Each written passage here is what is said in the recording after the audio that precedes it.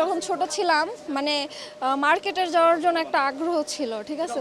কিন্তু এখন বড় হওয়ার পরে এখন মানে মার্কেটে আসলে শুধু প্যারা লাগে, ভালো লাগে না একদমই।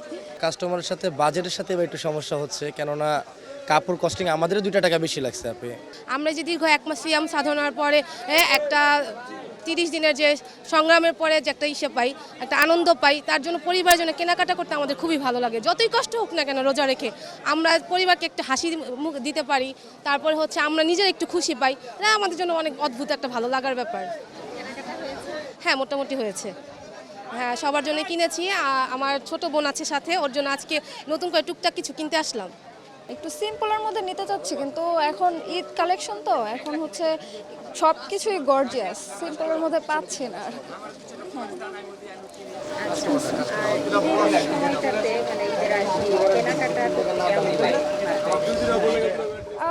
সত্যি কথা বলতে আগে খুব ভালো লাগতো যখন ছোট ছিলাম, মানে মার্কেটের যাওয়ার জন্য একটা আগ্রহ ছিল, ঠিক আছে। কিন্তু এখন বড় হওয়ার পরে এখন মানে মার্কেটে আসলে শুধু প্যারা লাগে, ভালো লাগে না একদমই। আগের তুলনামূলক এবার ভালোই হচ্ছে, খারাপ হচ্ছে না। দ্বিতীয় কথা, কাস্টমারের সাথে বাজেটের সাথে এবার একটু সমস্যা হচ্ছে, কেননা কাপড় কস্টিং আমাদেরও 2 টাকা বেশি লাগছে আপনি। তো মানে দুনিয়ার সবার পরিস্থিতি খারাপ, তা আমাদের কাপড় 2 টাকা বেশি দিয়ে আনতে হচ্ছে, আমাদেরও 2 টাকা বেশি দিয়ে সেল করতে হচ্ছে। এখন অনেক কাস্টমার বুঝতেছে, তাই এসে নিয়ে যাচ্ছে।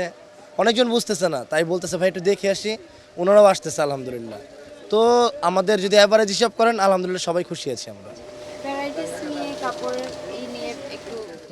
এইবার কাপড় না, অভিযোগ বলতে এবার কোনো অভিযোগ নেই আলহামদুলিল্লাহ, কেননা এইবার প্রতিবারের মতো যে জর্জেটের যেটা আকর্ষণ থাকতো যে শুধু জর্জেটে নিব, এবার আপনার সিল্ক টাইপের কাপড় আসছে, আফগান টাইপের কাপড় আসছে, ভ্যারাইটিস কিছু কাপড় আসছে নতুন নতুন, যেগুলো কাস্টমার স্যাটিসফাই যে না, একটা যেটা আফগান যেটা বললাম একটু গ্লেজ টাইপের কাপড়, এটা কাস্টমার পরেও আলহামদুলিল্লাহ একটু স্যাটিসফাই হচ্ছে।